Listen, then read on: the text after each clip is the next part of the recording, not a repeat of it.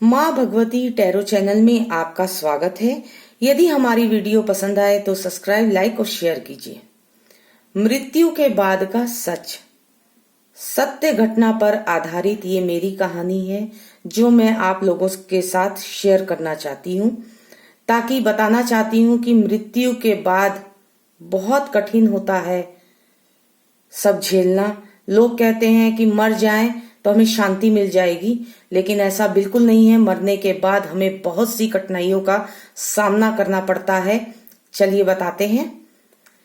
एक समय की बात है, मेरा 8वां महीना चल रहा था, मैं प्रेग्नेंट थी और मेरा तीसरा बच्चा होने वाला था। मेरे घर में एक नौकर था जो कि खाना बनाने का काम करता था और उस समय मेरी तबीयत भी थोड़ी डाउन रहती थी।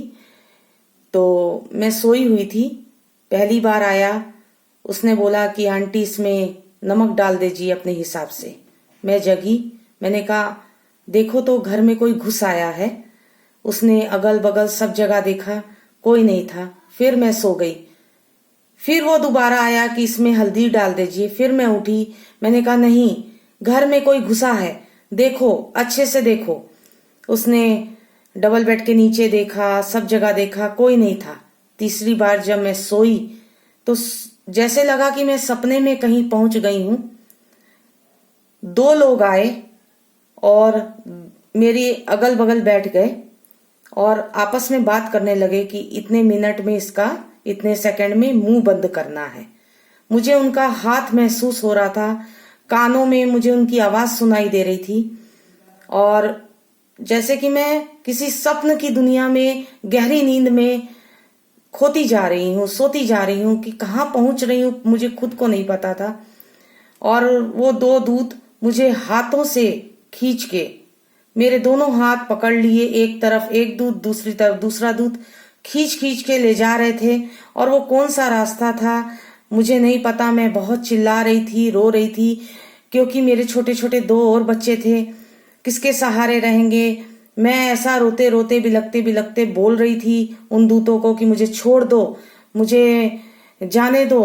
लेकिन वो कुछ नहीं बोल रहे थे अपने मुंह से, सिर्फ मुझे घसीटते हुए ले गए और यही शरीर मुझे वापस वहां मिला। और मैंने देखा कि मेरे घुटने छिल चुके थे, उसमें से ब्लड निकल रहा था। जब वे खींच के मुझे ऐसी जगह ले गए और वहां खड़ा कर दिया, मैंने देखा कि वो जो जगह थी वहां बहुत तेज था, सफेद कलर की रोशनी थी। और कुछ देर बाद एक बाबा जी आए जिन्होंने सफेद वस्त्र धारण कर रखा था, सफेद रंग की बड़ी बड़ी दाढ़ी थी। वो मुझे देखते हुए आए आगे। तो मैंने देखा उनके चेहरे पे एक बहुत तेज था, जैसे उनके मस्तक से कोई तेज झलक रहा हो। और बैठ गए और मुझे बुलाया आगे और उन दूतों को भी आगे बुलाया।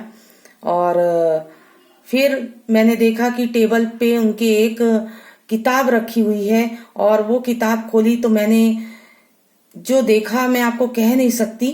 उस किताब में जैसे एक टीवी स्क्रीन चल रहा था, जन्म से लेके मरण तक का मेरा सब हिसाब किताब उसमें लिखा हुआ था। उन्होंने देखा और बताया कि दूतों को बोला कि तुम किसको उठा लाए हो, अभी इसकी उम्र पूरी नहीं हुई है, इसको वापस नीचे भेजो और इसी नाम की दूसरी औरत को तुम्हें लेके आना है। मैं माता जी की बहुत बड़ी भक्त थी, मैं बहुत पूजा पाठ भी करती थी और माता जी को भी मैं बहुत रोते रोते याद कर रही थी कि मेरे छोटे छोटे 2 बच्चे हैं, मुझे जाने दीजिए। तो हो सकता है माता की कृपा मुझ पे बरस गई हो। ऊपर से एक आवाज आई कि इसको छोड़ दो। तो वो जो जिनके चेहरे पे तेज बरस रहा था, वो जो देव थे, उन्होंने बोल दिया दूतों को कि इसको छोड़ दो नीचे वापस, अभी इसका समय पूरा नहीं हुआ है। उन्होंने ऊपर से ही मुझे ढकेला और ऐसा लगा जैसे कि मैं ऊंचाई से नीचे की ओर आ रही हूँ, जैसे इस शरीर में प्राण वापस आ रहे हैं। और ऊंचाई से जब नीचे की ओर कोई गिरता है तो कैसा डर लगता है, कैसा दिल धड़कने लगता है। इसी तरह मुझे महसूस हुआ। जब मैं जागी तो मुझे सारी जो कहानी थी वो याद थी। और ये कहानी नहीं है, ये सत्य है। मैं आधे रास्ते से वापस होके लौटी हूँ और मैं आपको इसलिए बता रही हूँ कि मृत्यु के बाद शांति नहीं मिलती है। वहां अपने कर्मों का हिसाब किताब होता है और कर्म के अनुसार ही हमको फल मिलता है और सब तय किया जाता है। पाप किए हैं तो पाप की नरक में ढकेल दिया जाएगा, पुण्य किए हैं तो कई लोगों की यातना आपको करनी पड़ेगी और कई साल तक उस लोक में रहना पड़ता है आपको। और मुझे कम से कम 5-6 महीने तक नींद नहीं आई। ऐसा लगता था कि रोज वो देव मेरे सर के ऊपर मंडरा रहे हैं, मेरे कमरे में घूम रहे हैं। इस तरह 5 महीना चलता रहा और आज दिन तक भी मैं ये भूली नहीं हूँ। उसके बाद से मेरे घुटनों की प्रॉब्लम चालू हो गई, मेरे घुटने पेन करने लगे। कहते हैं कि जब जो व्यक्ति स्वर्ग से वापस लौटता है, मृत्यु को जीत के वापस आता है और तो कुछ ना कुछ दान करके आता है वहां। तो इसी तरह मैंने शायद कुछ ऐसी चीज दान कर दी हो, कुछ शरीर की ऐसी चीजें वहां छूट जाती हैं जो वापस हमको नहीं मिलती हैं।